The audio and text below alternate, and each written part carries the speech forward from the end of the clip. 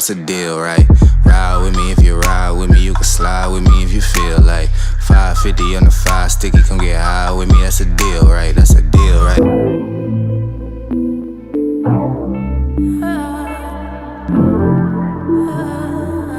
So they want me down and out. Hey. We ain't going out like that. We ain't going out like that. Watch me go and bounce right back. Down for the count, but the hound strike back. And we're back. Thank you for joining me for another episode of Whole Brother Live. I am going to have a different, and you probably have caught on now. It's different every week. Well, no, it's not necessarily different. This one's gonna be really different though. I'm going to lean into one thing probably for the majority of our time, and it deserves this level of attention. So I'm gonna give it that attention. And I may get to some questions at the end, but I ain't gonna make no promises. Um, but before jumping in again, thank you for joining me. Thank you for the growing listener and viewership. More people chiming in. If you could, I always say, in terms of the work of the Whole Brother Mission, connecting Black men with therapists nationwide.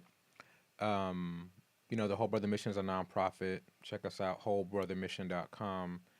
And donations are a big part of what help us to do the work that we do, and you can give a a tax deductible donation.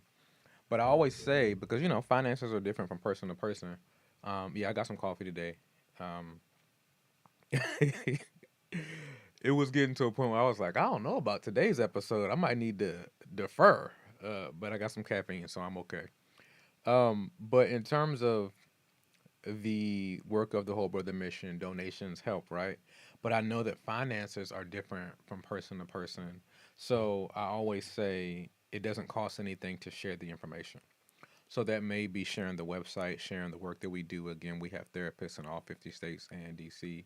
But it's also the podcast. So I think there is the business side of things, which is sharing the website, but the podcast is more, I would say, cultural. It deals with a lot of personal things that may connect with people on a more personal level outside of necessarily going into therapy, but just engaging with the topics, commenting, sharing, and so on and so forth. So, sharing these episodes, whether it be on YouTube, Whole Brother Mission, or Twitch, Whole Brother Live, Instagram, Whole Brother Mission, TikTok, Whole Brother Mission.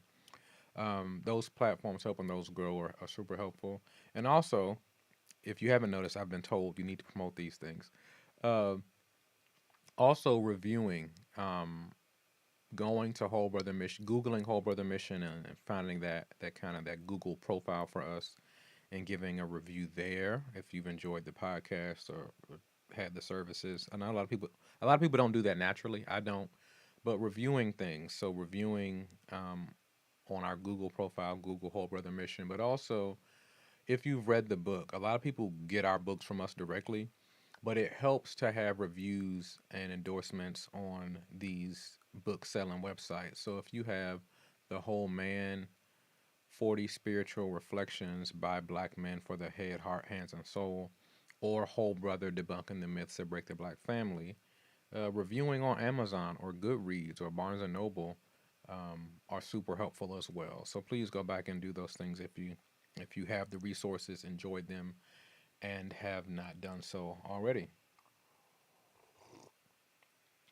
So now that I've done my CEO duties, you gotta make sure you talk about this, talk about that. Um, I want to get to the topic. So, man, it's funny. I know I want to talk about this, and I know it needs to be discussed, but I'm gonna go ahead and just dive in on why I am having some feelings related to talking about this. We live in a culture in America where I've noticed they trained us to think don't talk about politics or religion, don't talk about your salary. And while I know those things are kind of built into our culture and they're thought to be well-meaning, I'm starting to question the motive of where a lot of that came from.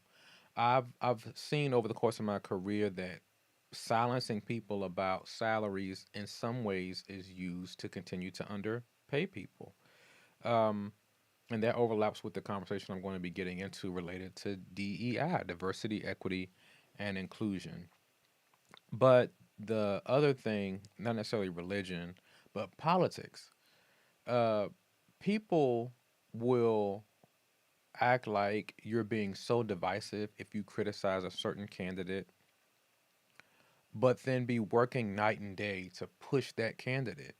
So it's like they're offended that you're messing up the unity of the friend group or the social gathering, or just it, it's almost as if it's indecent to talk about politics because you're making people uncomfortable. But what I found is a lot of this is an attempt at peer pressure to not speak about the ills of a particular candidate.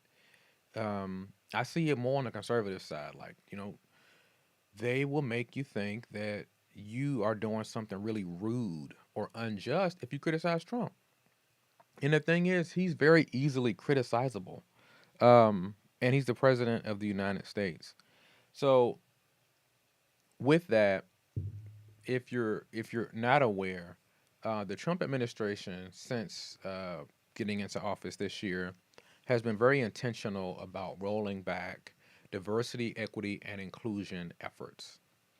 Um, so I wanted to discuss some context for DEI, what it is, my connection to it, and whether or not it should be or whether or not it is relevant for Black people and Black men in particular. Um, so we're going to have a DEI discussion today: diversity, equity, and inclusion. Um, and you know, these things are at the forefront, diversity, equity, inclusion, right now, because again, like I mentioned, the president is rolling back a lot of stuff related to this. I was watching a clip on YouTube from CNN, and they had this guy. I guess you can call him a conservative commentator or pundit, Scott Jennings. Um, and he was talking to Abby Phillip and a few others. It was another Black woman, but I'm sorry, I'm forgetting her name, and some others.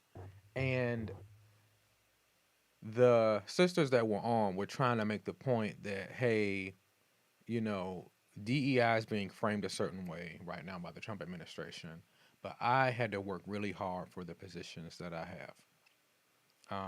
The sister that was on the show, not Abby, but the other one, she pointed out that she probably, or she does, have the most education of all the people at the table that were on the show that day. And this just reminds me of the experience that I've lived that is counterintuitive to what is being presented in terms of DEI.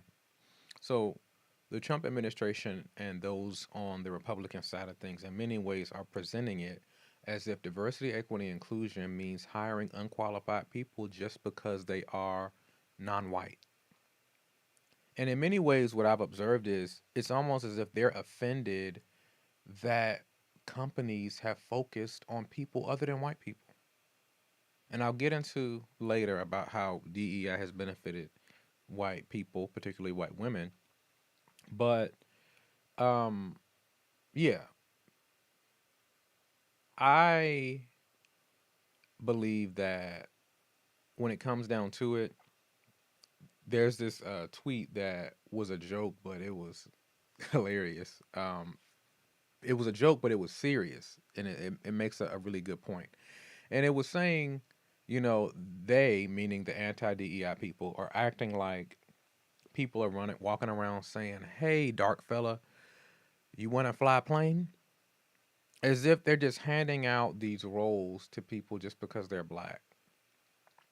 Um, and I do think there's some racism baked into that too, because it assumes that these Black people are not qualified or these non-white people are not qualified, when in reality, that's not the intention of DEI.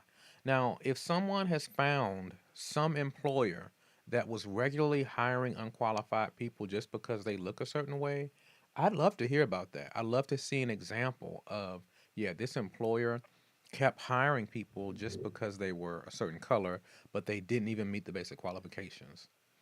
Show me where five people applied for a job, four of them were white and overqualified, one was black or brown and underqualified, and they hired the black or brown person. I mean, I'd love to see it. I just, I don't know. So when it comes to DEI, I have a personal connection to it. So I'm not just running my mouth about this. It's not just opinions. In terms of work, I probably will fit into two very distinct lanes. One is the one that's very clear to you as this kind of, well, maybe three. One, for the sake of today, is this mental health lane. I have a doctorate in counseling. So there's that lane.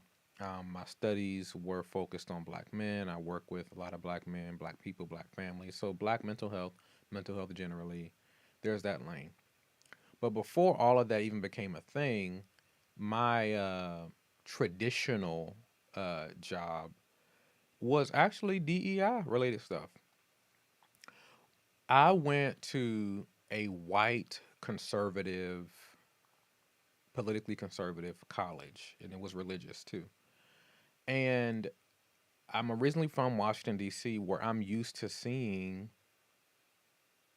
excellent black people, educated black people leading in a variety of sectors of society. I was taught by my grandmother, God rest her soul, and many others in my community, that it's important for you to be twice as nice. You're not going to get passes. No white man is going to hand you a job just for being black. In fact, what was instilled in me is the opposite, that you may be less likely to be considered because you're black. So it's so interesting that I'm not just speaking for me. Many black people's experiences, you have to work harder and do more just to get half as much. Yet somehow the argument is being made that we are being gifted stuff without even meeting the basic qualifications just because of our skin color. I want to know, I want to see that so bad. I would love to just spend the day in that world where white people in power are like, you know what? I just want to give out some money to some black folks. Don't care who they are. I would love to see that. And I promise if it's happening, it definitely ain't the United States of America. But anyway, that's how I was taught.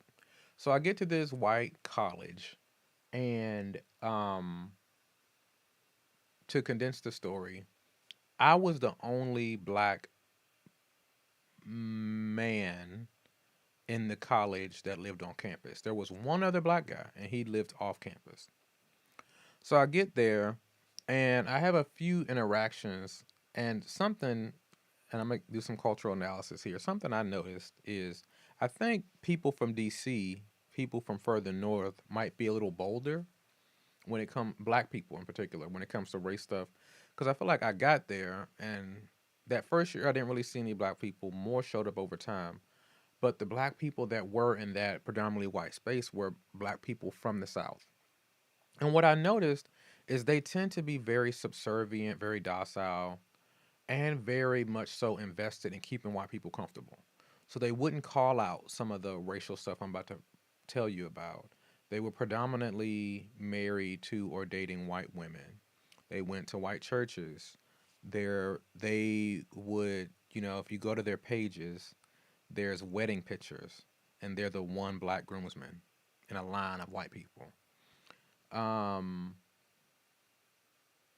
so it's this interesting thing where I've noticed some black people in the South seem to be more concerned with keeping white people comfortable and don't speak up as much. I got there, I started peeping certain stuff, and I was like speaking out on all of it. Like, for example, I remember I was with some of the floor mates that lived on my floor in college. We went to Target, and they were all buying groceries, but I didn't buy anything. I didn't need anything, so I didn't need to buy anything. So they're in line, and imagine how Target looks. You're in line, but I'm standing at the register. I'm standing at the end of the register as if I've already purchased my things, but this is where the bags typically are after the cashier scans, put your stuff in the bag, slides the bag over to the end. I'm standing there waiting for them to all finish their stuff. One of the floor mates jokingly cracks a whip and says work. And to him, it was a joke because they were all kind of packing their stuff up, and I wasn't helping them pack their stuff up. But again, I wasn't helping because I didn't buy nothing. And we're all young men in college. Everybody's able-bodied. Nobody really needs help carrying their bags. Um, so he did that. Um, I never forget. We were out to eat, and my roommate, we was like 30 of us at a Applebee's or a Chili's or something. And my roommate, there was some girl at the school, I guess, that didn't like him. My roommate was there with his girlfriend. The girl walks into the restaurant over to where we are, and she announces to everyone because my roommate and his girlfriend were outside talking.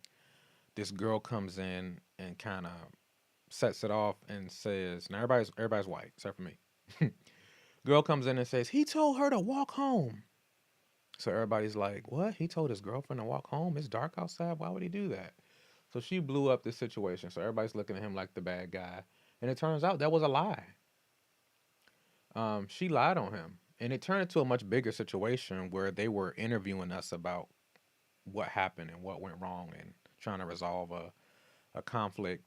And I never forget, I'm telling the truth about what happened. So there's a white staff member. There's the white girl that said that my roommate told his girlfriend to walk home. And then there's me. He's trying to get to the bottom of what happened that night. And I'm like, well, she said that I told him what she said. The girl starts lying. And then she just starts crying. And I'm like, okay. So I'm just retelling the story. This is what happened. And then the mediator guy, the staff member looks at me and says, ease up, ease up. And I'm like, oh, here go that stuff, you know? And I guess, I've always thought to myself, like, he's looking at her and he sees his white daughters. So he wants to jump in and be compassionate. But I'm just telling the story. You asked me to come here to share what happened, So I peep stuff like that.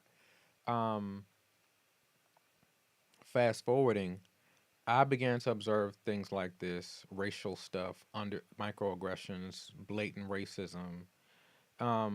I don't think I ever actually used that word though. I just noticed what was going on, and I was like, "Well, need to educate these folks." I didn't complain. I actually put together a conference. I was the first, I think, student to put together something like that completely independently. I didn't have the staff of the school helping me. We weren't partnering with anyone. I just put an event together. I got the president of the school involved. I got two leaders from the community, black and white, to be involved, and we just put together a discussion called Race Is There an Issue? Charged for it, had 300 people come, and we had a panel discussion about race. Um, and shortly after that, it turned into my first, not my first full-time role, because I was working full-time before I went to college, but it turned into a full-time role. I ended up working for the president of that school as a diversity coordinator. That was my first diversity role, and that turned into a career. And now I have done diversity, equity, and inclusion work in higher education in North Carolina, Oklahoma, Georgia, California, and consulting all over the country. That was my career starting in 2012, and I've been doing it ever since 2012. Um, So I'm very familiar. I'm not just talking. I'm not just blowing off steam. I'm not just blowing hot air. I'm speaking from a place of experience on what this type of work was about. And I've done it in a variety of contexts too, both religious and non religious. So I have some insight on what this work was meant to do. But going back, we had the panel discussion, and a lot of people showed up. And, we just dealt with some of the racial stuff. It led to me being hired, and I worked under, they had a special advisor to the president for diversity who was finishing his doctoral work at the time. And we just kind of built out an initiative. Fast forward, that initiative no longer exists. It really got difficult under Trump. And I can tell you, as I began to speak out more about some of the things that need to be changed, those white people got very uncomfortable. They didn't want to hear it. Some even accused me of being racist toward white people. So that would mean that I displaced myself from Chocolate City, PG County, Maryland, is where I lived at the time, but I'm originally from Chocolate City, which is in DC. Black, high powered area. I displaced myself from that to go to a pretty much all white school in North Carolina because I hate white people. And somehow finessed my way into a job in the president's office. Somehow with a hate for white people at a white school serving a white constituency. Um, but they weren't comfortable. They didn't want to hear how about their blind spots or ways that they weren't considering non-white people. And I want to underscore for today's message, uh, the issue goes back to our country and who's the majority, who's the default culture. It's white people. And before these diversity initiatives even started, they are rooted in a response to the fact that this country historically has prioritized white men and white people and neglected a lot of other people. So, to frame this, these diversity initiatives were meant to give other voices a seat at the table and give other communities the opportunity to be recognized and prioritized. Because without calling it a white institution, a white focused institution, a white centered institution, that's what it was. And in the same way, I know that people use the word America first, but in many ways, that still ends up meaning white first. In practice, our country has been a white serving country. That's just the facts. It's and you can argue about why. If we can just give the most generous answer as to why, it may just be based on numbers. White people are the majority, and they have been prioritized in many different ways. And when we talk about the Trump administration pushing out these ideas of DEI hires and unqualified people, well, again, when you're just hiring based off of what's comfortable to you and what's familiar, if you're a white guy, a lot of times we live in segregated societies. So white people end up getting hired for better or for worse. So the issue that is being brought out now, I would say in many ways, is a smokescreen. It's not that unqualified black people are running rampant and taking money they don't deserve. That was happening long before for white people because they were the majority and they held the seats of power. How many white boys through nepotism got positions they weren't qualified for? I don't think that Barack Obama could have become president as a felon. I don't think the people that have to be twice as nice get away with stuff like that. But you know who does? White people. And these are just, this is not me having any animus toward white people. I love a lot of white people. I don't like the ones that behave like racists. It's very simple. And we have to deal with the realities in our country that white people were the priority. We have to deal with the fact that black people weren't even seen as fully human.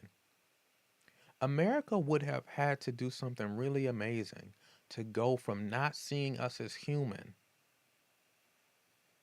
to seeing us as worthy of jobs without skill. Who's shelling out money for unskilled people? People that are failing time and time again. What business is doing that and still thriving? And I'm not saying it's not happening at all, but not at the scale that they're presenting to the point where they have to roll back DEI because it's unjust and unfair.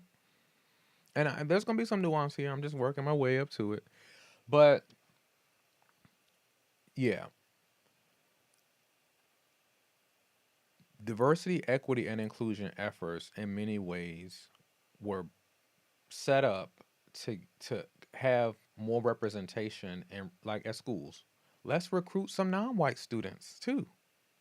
So it wasn't either or, it was both and. It was never let's reduce our white staff, faculty, employees, students. It was never a reduction of white people. It was just adding other people in. But white people now are responding as if these DEI efforts were meant to kick them out. And we really can't do that depending on the industry that's being worked in. No one's trying to lose money. You're just trying to make it in other areas. If this business has been thriving with a predominantly white audience, how could they thrive by making more money by getting customers from these other audiences and communities too? So, um,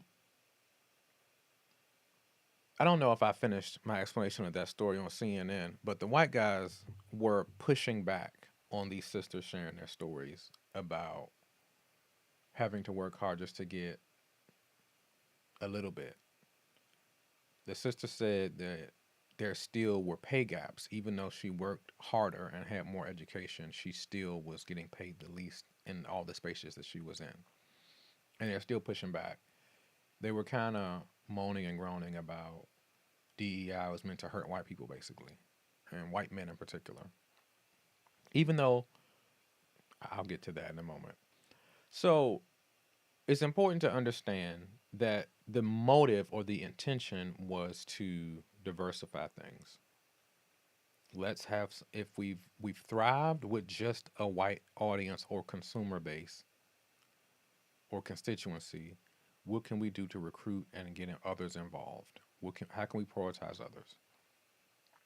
I think one of the most difficult parts with that, though, is in terms of those diversity conversations, us as the diversity professionals, we would have to push back on the executive leaders that were bringing us in to fix issues. They wanted us to put a band aid on a stab wound. How can you help me have a more diverse, racially diverse client base, but I also don't want to piss off any white people because I don't want to lose them? I want you to come in. I'll hire you at the bottom of the org chart, and I want you to fix that. Keep my white people happy and help me to get a non-white client base. Can you do that for 30K? You know, that essentially kind of what was going on. And for those of us that had opportunities to speak at the executive level, we're pushing back saying, hey, this is a deeper issue. This isn't a band-aid on a stab wound fix type of situation. You're going to have to, one, recognize that there is going to be pushback. Are you prepared for that? And many of them weren't. The DEI effort started, and then when white people started complaining about it, they rolled it back because they didn't want to make them uncomfortable. And it was really just feelings being thrown around. No one was calling white people out of their, and I'm just talking about the examples that I'm aware of. No one was just suddenly disrespecting white people or telling them to leave. It was just other representation.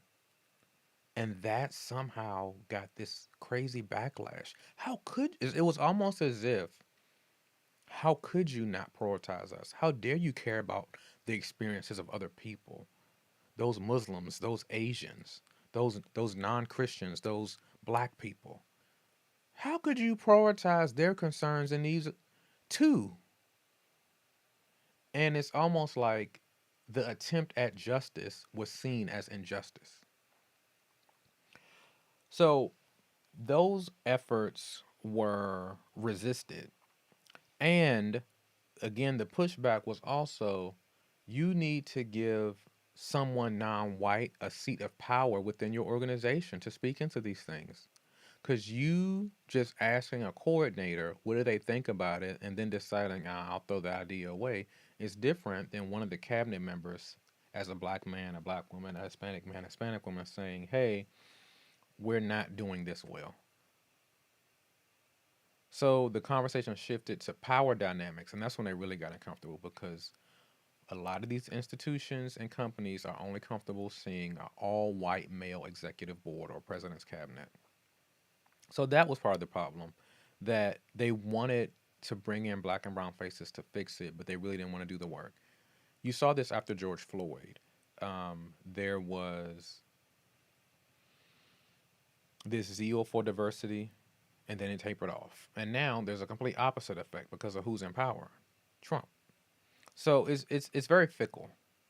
It's not sincere for many. So that's the difficult thing. The idea, the intention was a good thing. The implementation in some ways was horrible. Now you have the Trump administration blurring the lines and just saying throw all of it away. It definitely could have been implemented better in a variety of spaces, but I think once again, it has to be said that in many ways, the issue in terms of a lack of diversity, a lack of equity, a lack of inclusion goes back to how white people manage their power. And DEI was led by white people. And they didn't implement it in terms of how they brought the people of color into their organizations. They didn't implement it properly. So white people created a problem and white people didn't fix it properly. And now the narrative is all these unqualified people of color are messing stuff up. This problem started with white people and it ended with white people. That's based on the numbers and the seats of power. It was not, in most cases, it's not a black organization hiring a white person to come in and do some diversity consulting or be on our, although that does happen, wasn't the main thing. It was the predominant seats of power held by white people. They were trying to diversify and make more inclusive environments. And they brought in people of color to facilitate that work and supported some properly and supported some improperly. But even still, the value was let's prioritize other people. It's not all about white people. And I think that idea was difficult for a lot of white people to resonate with because America, and it's from its inception, has taught them that they were the priority. And it gets really ugly when we start there. When we look at diversity is getting the pushback that it's getting because it's prioritizing people that some believe weren't supposed to matter. Here's an example of this mentality. I did a video that came out, I think, before the election ended, and it was this guy, white man, sharing his perspective on how things are meant to be. And I know many people, not many, some white people will hear this, and because they don't want to deal with the ugly reality of this, they'll say that that's just that guy's point of view. But as a student of history, I know that this is a widespread mentality. And this mentality that I'm about to share with you is very much so tied to our founders owning slaves, convincing white people that America is by them for them. Listen to this. I'm not going to play everything that I said. I just want you to hear the video that I responded to. If you are a non-white Trump supporter and you've been called stupid, this is for you. Watch this. But I want to know how it is you voted for Donald Trump when you're so into facts, because his entire campaign is not based in facts. It was all based in propaganda and emotion. I voted for Donald Trump for one reason only.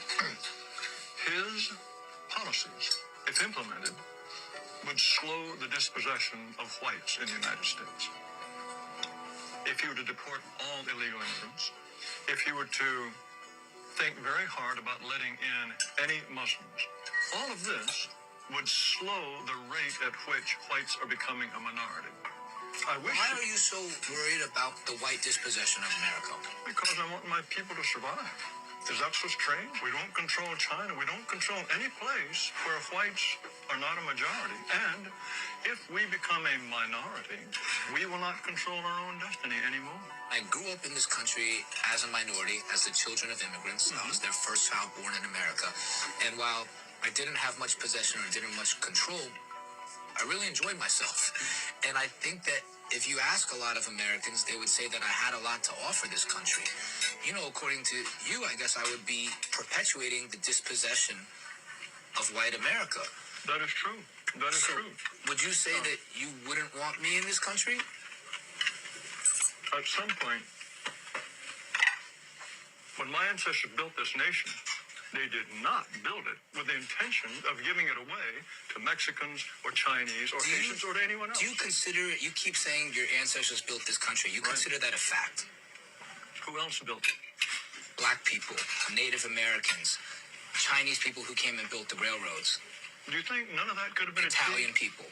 But they're Europeans, aren't they? This is the missing piece.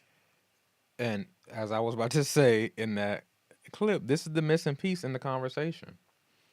These folks are pushing back on diversity because they want to keep America white. He even said, we don't really run the show in other countries, so we're holding on to that here. We don't want to lose it.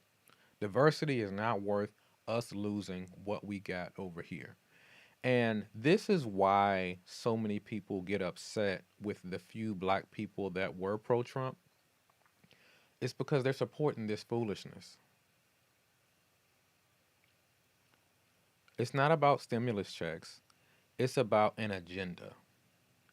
And while there are so many critiques that I can leverage toward the Democratic Party, at least they were trying to do the diversity thing. As much as they have to be done better, they were trying to do it. But the Republicans unashamedly will tell you we don't care about that stuff. They're not bold enough to say, like this gentleman said, you know, we just want it to be white. But that's the agenda that they're pushing. That's why Donald Trump gets the KKK vote. Let's just be practical. Racists exist in America, right? It may not be you. It may not be your meemaw, your pawpaw. It may not be you. But if we assume that they actually do exist, who do you think they're voting for? Whose rhetoric, anti-DEI, do you think appeals to the racists that exist in this country? For the people that own slaves that didn't want to give them up, where do you think that mentality went? Was it not passed down?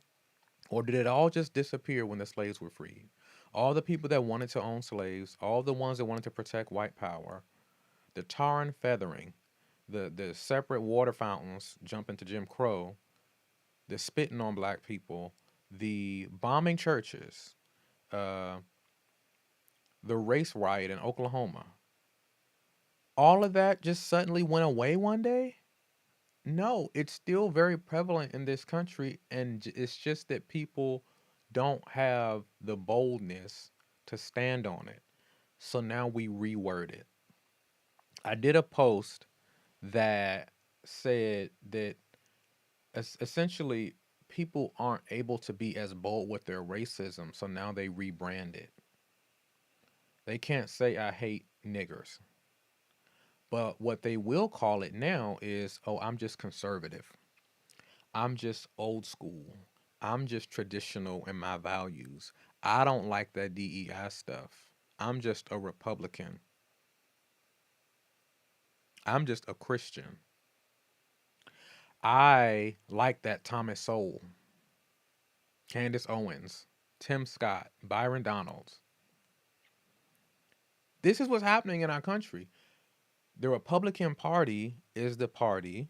And again, there's so many critiques that can be leveraged for Democrats. When I'm telling you, we talking about this DEI thing, that's why I give them their credit, the Democrats. They at least try to do that. The Republicans don't even bother. They don't even bother. And they'll spit in your face because they can win with just focusing on white people. Because they got, let's separate them, they got the white vote and they got the racist white vote. That's the reality of our country. So this rolling back DEI work, while it is frowned upon by some, it is applauded by people that think the way that man thinks. The audio I just played for you. So I can say there are critiques that I can raise for Democrats. There are some poor implementation of DEI, but zooming in on that while overlooking completely that this is being done as red meat to racists to let them know we got you. You may not have slaves anymore, but we got you. Are there other values that may be affirmable for me on the Republican side? Sure. But this particular issue of coddling, protecting white supremacy, white nationalism, and racism, it's not cute, it's not funny, and I'm always going to speak against it, and we need to do so as well. There's nothing else that you can say as a party that makes up for this. And I think the reality of this is while some might write it off, I would not put it past this country that certain efforts are being done to move us backwards. I don't trust that some folks don't want to try to bring slavery back some way, somehow, and are inching us toward it. I don't trust that because if you've done it before, you'll do it again. And largely, as much as America is supposed to be seen as the great American melting pot, it is a reflection of the BS that these institutions that we're trying to implement this diversity were doing. They, let's just say it was a school, they wanted a more racially diverse student body to make money off of a variety of ethnicities and races of students while keeping the leadership and staff of the school white. Let white people profit off of all the black and brown faces. Yes, this is great. Now we can make white money, black money, brown money. We can make money from everybody, and it's all going into our white pockets. That's what the schools really were trying to do. But the diversity consultants like myself called it out. No, that's not the way to go. And that is essentially what America in many ways and what the Republican Party tries to do. And Democrats do that to a certain extent too, as far as not truly supporting in the way that they should. Bringing in the faces and benefiting off of it and not empowering them. But again, when we look politically, there are way more black people who are speaking out candidly. I don't think are completely muzzled on the Democratic side, where the black people on the Republican side, the few that are there, they're falling in line. Just like the black people I told you about when I got to the South. And I'm like, do y'all have opinions about anything? Or y'all just trying to keep white people comfortable? You got black people on the Republican side saying we need to get rid of Black History Month. Who are you saying that for other than your white constituents? Byron Donalds and Tim Scott are in place because white people put them there. So again, we look at the Republican Party, it's all about white comfort. Rolling back DEI, white comfort. Put up a few black people as long as they say what white people want to hear, white comfort. So that is my thing is let's just be honest and real about the context that's going on. Let's be clear about the different layers that are at play. So rolling back DEI is a nod to racists, white nationalists. And that's important to be understood rather than zooming on some of the missteps. Now, I can talk to you about the missteps. Yes, from what I've observed too, as many have stated, DEI efforts predominantly benefited white women in terms of roles. So let's go back. I found myself constantly having to explain the initiatives that I was doing, and because in many cases they were done in white context, but I also did DEI work in predominantly black schools too, which took on a whole different role. But I constantly had to say, hey, this is not affirmative action, because a lot of white people have a negative perception of affirmative action, and they felt like that was just hurting them, even though it was a response to the damage that had been done by white people to other people. They always seem to remove the context of why these efforts are being done. They're being done to remedy the racist stuff that you already did. So how crazy does it look for you to be upset about the remedy for the racism? The attempted remedy. So when it comes to missteps within DEI. I mentioned to you that it was done with a half heart. It was done half-heartedly. Um, Also, I would say that yes, it primarily empowered a lot of women because it wasn't just seen from the perspective of race. So diversity, equity, and inclusion was meant to prioritize underrepresented groups. And the reality is that mostly predominantly represented group, the one that's pushing back against DEI the most, is the white men that held all the power. Look at all the presidents of the United States. And yes, Barack Obama's still a white man. So every president of the United States have been white. Look at the Fortune 500 companies. Look at Amazon. Look at just about any law firm. More often than not, these places are not just led by one white man, but the whole cabinet ends up being white. So diversity, equity, inclusion was looking at how can we present in this diverse country that we live in. How can we include everyone else and not just white men?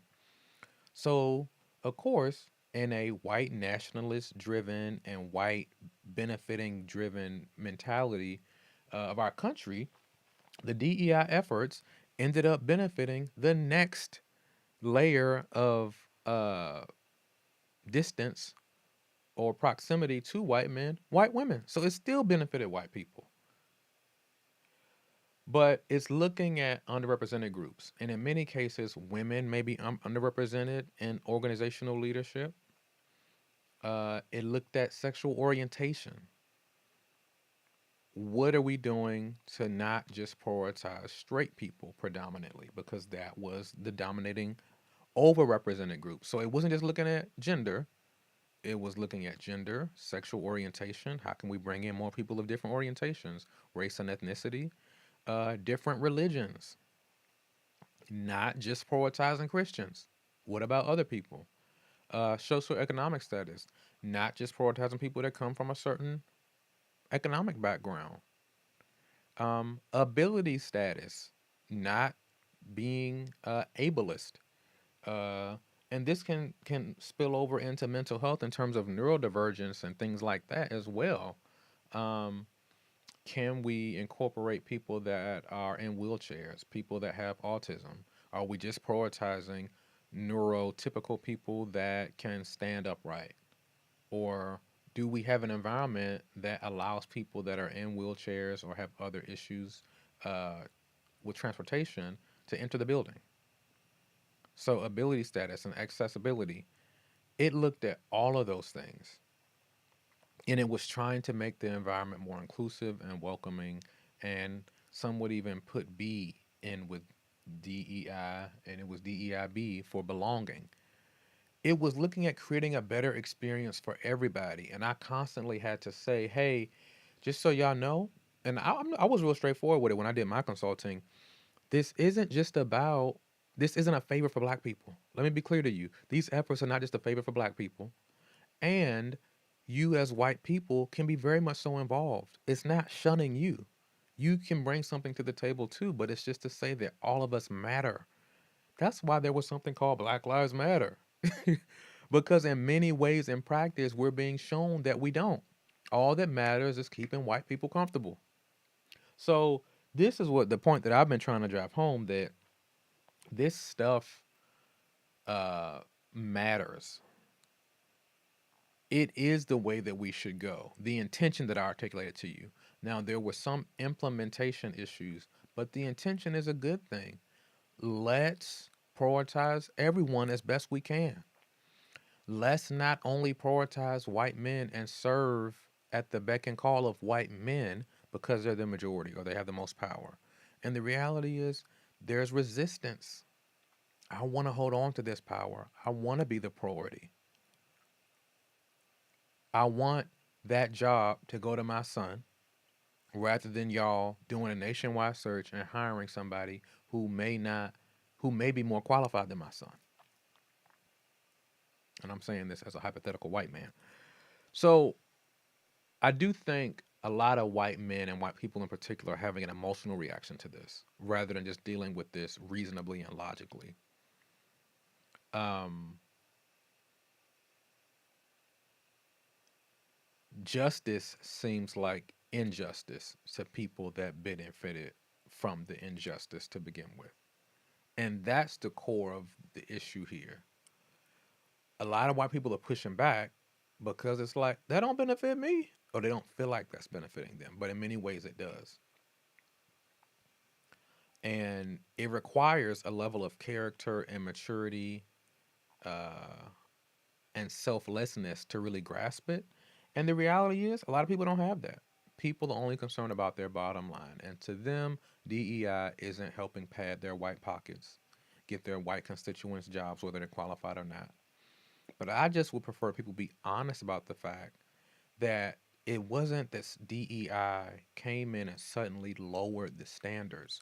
For years and years and years and years, people have been getting opportunities just because they're white. I'm always I always laugh at the stat that Eminem was the highest selling rapper and may still be highest selling rapper. Eminem, the white one, as black as rap is and supposed to be. And a lot of that goes back to, we talk about in DEI the representation matters, but white people don't realize just how much they respond to being represented. I personally don't think Eminem is that great of a rapper to be the highest selling rapper. But guess what? With white people being the majority, they respond to the one that represents them. So it might not even be a matter of skill. It's just, I like rap, but I like it when it comes from a white voice, a white face. I feel represented. I respond to it. When I think about the Taylor Swift Beyonce debate, uh, when I think about vocals and singing, I do think Beyonce can sing circles around Taylor Swift. They're not even in the same category. But in recent years, as they were both touring, it was almost like they're the top two. I don't think they're the top two sheerly based off of the vocals of each of the singers. In many ways, Taylor is there because she represents white America. That's just the reality of the numbers. People respond to her because she looks like them. So I do think white people, rather than reacting in an emotional way, recognize that they have the benefit of numbers. They have the benefit of numbers and seats of power. So that's why the term white privilege comes up. So rather than just having a visceral reaction saying that you didn't work for what you have, it's just saying that your race wasn't working against you, as it does for many of us. So I do think we need to stop for a moment and have intelligent conversations and lean into these things. And this is how we can produce true unity, as some say they want in America. There's a difference. I'm gonna close with this. There's a difference between why am I? Of course, I'm forgetting it right now. Being a peacemaker and a peacekeeper. And in many cases, many of us are peacekeepers. We think we're keeping the peace by not stepping on certain toes, not having conversations, not leaning into certain ugly realities, right? But that's a false sense of peace. We think we're keeping the peace by not dealing with the issues, when in actuality, we should be peacemakers. We're going to actually make some real peace, but that's going to entail us having some hard conversations. And I'll be honest with you, as a diversity consultant of many years, white people aren't leaning into the conversation in the way that we need them to. They're running away, they're shutting it down, and they're voting racist. People with racist ideals and racist white nationalists advising them into the highest office of the land. So that's why it's really hard to get anywhere on this. After all these years, DEI is being rolled back. And of course, it's happening because someone who articulated the similar sentiments was elected to the highest office in the land. That shows you, that says to me that the former slaveholder mentality, the Jim Crow mentality, as far as white people's involvement with that, it didn't suddenly disappear. It still exists and has a different name. We are still dealing with racism today, just a more covert form. So we need to be aware of these things and deal with them accordingly. So there's nothing. It's not a laughable matter here, I would say. Uh, we can criticize the implementation of DEI while also recognizing that the sentiment is going to be really important from a cultural perspective, from a societal perspective. Uh, so say what you want about the implementation of the efforts, but please recognize the much larger picture of what's going on here. Thank you for joining me today. See you next time.